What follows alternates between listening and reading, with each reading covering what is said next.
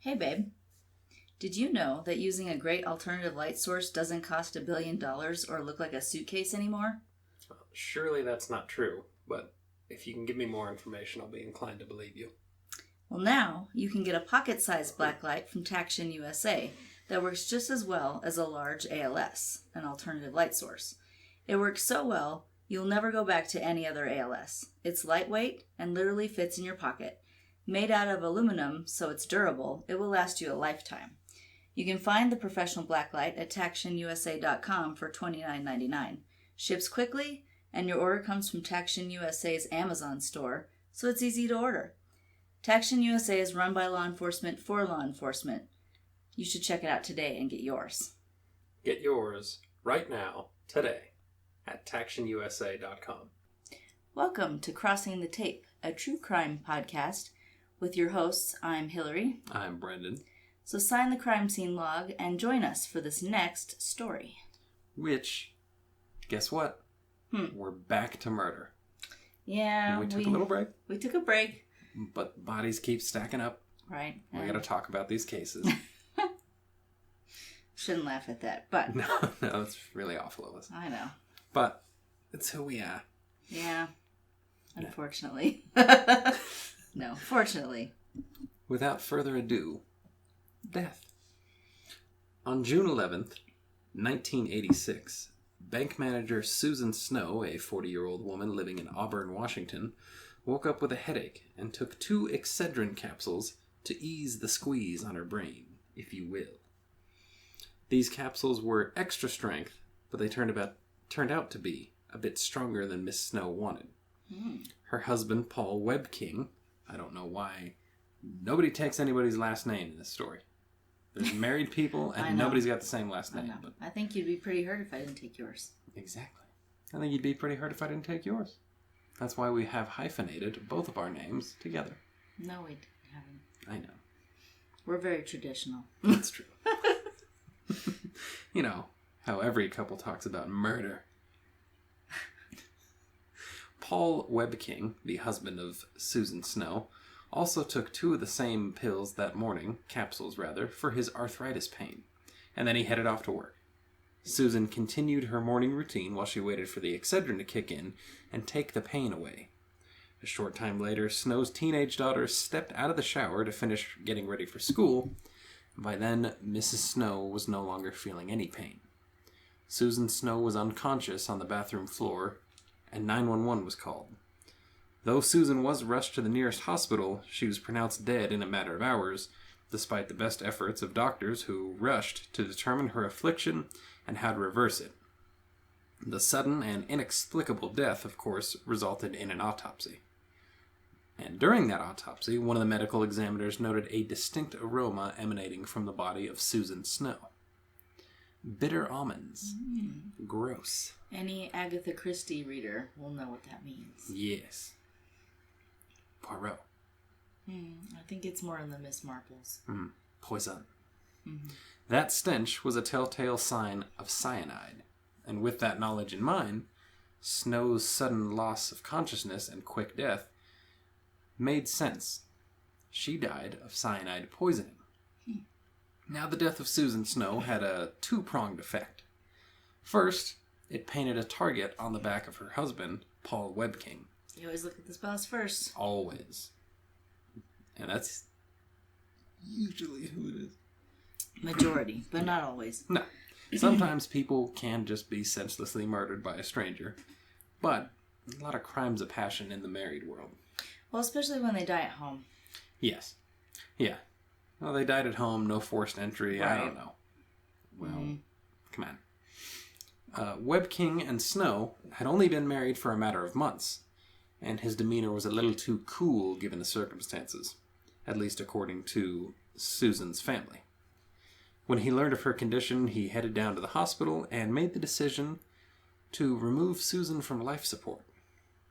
And that upset members of Susan's family, and of course, it was speculated that, well, if Paul was the one who poisoned his wife, he would want her dead as soon as possible, just in case her condition improved and she was able to tell everybody what happened to her. Right, but it didn't go... None of the research went into detail of her actual condition, did it? No, she was pretty quickly... already foregone? The poisoning was very effective. Okay. Then that would be the humane thing to do. Yeah. But again, speculation from grieving family members, people would be concerned that, I see their point as well. Yeah. If he did it, he doesn't want her talking if there's any risks. No, take her off life support right away. Right. But if you're on life support and there's an option to cut it off, it's probably a grave enough situation that there's no going back. Infidelity had already been an issue in their relationship. Susan suspected that Paul was still involved with an ex-girlfriend, even after he confessed to sleeping with her while he was out of town, but promising to end the affair. He wasn't going to. End the affair? Yeah. Well, that's a bunch of we don't know. It's rubbish. But he did admit that while he was on a long-haul truck drive, as was his occupation, he just happened to stroll through his old hometown and run into, oh, look who it is. Mm-hmm. And granted, this is 1986, so... Good year. You're not... Yes, very good year. You're not sending a text to an old flame saying, hey, if you're still around, meet me at whatever bar. You're going out of your way. Did he send a letter weeks ahead of time that he's going to be there? He probably called on a payphone. That's true. Anyhow, Susan suspected that Paul was still maybe messing around with her. And there was speculation that their marriage was pretty quickly going to come to an end because of that. Now, while in town for the funeral, Susan's twin sister, Sarah, popped into her late sister's medicine cabinet for a few Excedrin and noticed the bottle was capsules, not tablets like she and her sister normally purchased. Because I guess they were familiar with each other's tablet habits. But the decision to switch to capsules was apparently Paul's. Sarah thought this was a little odd given events that took place in 1982, and we'll give you more on that soon. After those events, the Snow sisters both agreed not to purchase any sort of medication in capsules. Mm-hmm. And luckily, because of those capsules, it made Sarah a little weary. She decided to forego them. Very lucky. Yeah, she dodged a big bullet.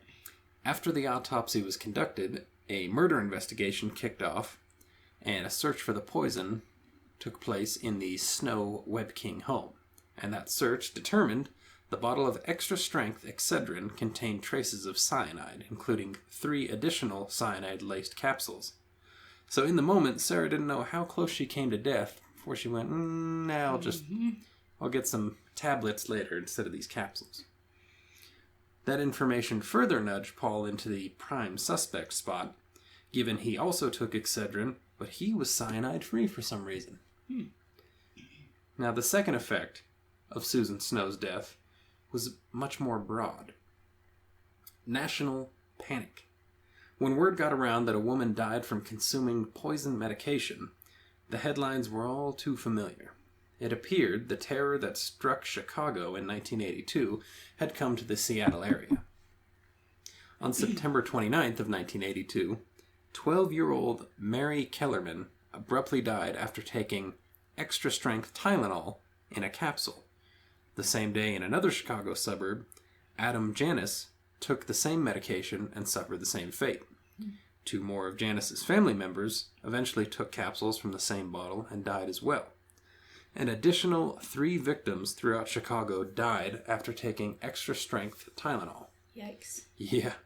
The link between that particular type of Tylenol and the deaths was apparent. An investigation determined several bottles of Tylenol sold in the area had been laced with cyanide. Investigators checked the lot numbers on the bottles and found, they came from different factories, so they hadn't been poisoned until they arrived on Chicago store shelves. To date, no one's ever been charged for those poisonings. Although, one man tried to take responsibility for the crimes and earn himself an extortion charge for his troubles. Would you like to hear about that poor fellow? Sure. I believe he was in New York. Uh-huh. And he sent a letter to the Tylenol parent company. Is that Johnson & Johnson, maybe? I think so. He sent a letter saying, I am the poisoner, and I will continue unless you send me $1 million. That was dumb. Yeah. So he got an extortion charge, but there was nothing to actually indicate he was the guy. No. He just saw an opportunity to make $1 million and was stupid. Mm-hmm. He ended up serving several years for not doing anything except sending a really dumb, being a fool. A dumb letter. So folks, please don't try to extort anyone taking credit for murders. No. If there's one thing we've taught you here, don't do it. No. Now, the Chicago Tylenol murders may have been unsolved, but they did result in major changes to medication manufacturing in order to make tampering more difficult and far more apparent. The Food and Drug Administration also pushed through a bill which required tamper-evident packaging on all medications and made it a felony to tamper with medication. You know, and it's good that they have that tamper-evident packaging, but even I can't get into it half the time. I'm stabbing pill bottles with scissors. Well, see, I don't have any fingernails. I can't open those things. And if you ever buy one that's been pre-stabbed, you know something's up. Well, yeah, but... But yes, I guess that's the point, but it's still... I know. But every time... I need an ibuprofen. I don't want to fight. Every time I get a little frustrated, I'm like, no, I'm glad that this is here. It's for a reason. I'm confident this won't kill me, but I just want to throw the thing against the wall. I know. Or those caps that just keep spinning. Yeah, the one. Where are they going? You press not down where on the I want them childproof, to, and it just spins like a helicopter. The headache's getting worse. And suddenly I feel 5. It's all right. I have a hard time with those sometimes. If you turn the bottle upside down and press it into the counter and then spin it, you'll make a mess. I was about to say. That sounds like a bad idea. But that way you can get the leverage on it. The leverage. Well, before we continue, we want to pause and hear a word from our friends at the Murder and Mimosas podcast.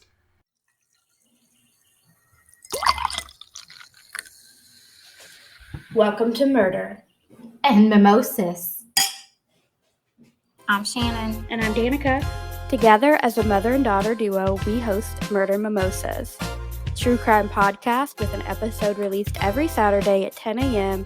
so you can listen to it during prime brunch time. While we don't require a mimosa, we do highly recommend one. All of our episodes are cases that we found really interesting or just really stuck with us because we hope they'll do the same for you.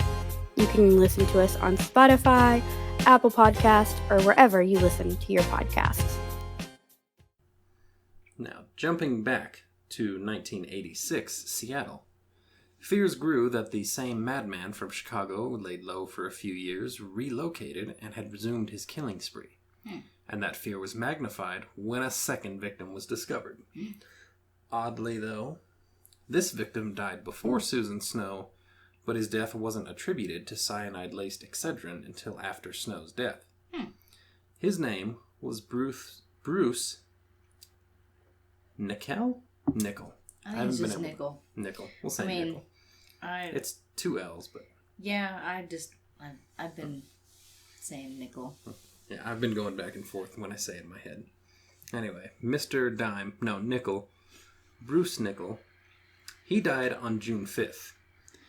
He collapsed in his home after taking 4 extra-strength Excedrin and was found by his wife, Stella, who called 911. Bruce was soon pronounced dead, and his cause of death was listed as natural, attributed to emphysema. After the death of Susan Snow, however, Stella contacted the authorities and provided them 2 medicine bottles. Both contained traces of cyanide. And by now, scientists were hard at work analyzing the capsules amidst massive recalls from Excedrin. Yeah, that had to be really bad for business. I would imagine. But with the Tylenol murders in 82, Tylenol suffered major losses because, recalls, and people thought, well, don't buy Tylenol, you'll die. But because of the way they handled it and the proactive changes they made and everything, they handled it the best they could, and it really worked in their favor.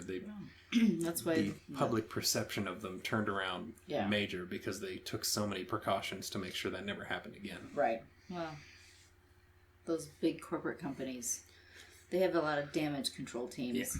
Yeah. Among the recalls, 2 more poison bottles were found in stores in the same area and also turned over for examination. So this totaled 5 bottles. 2 that Stella and Bruce had.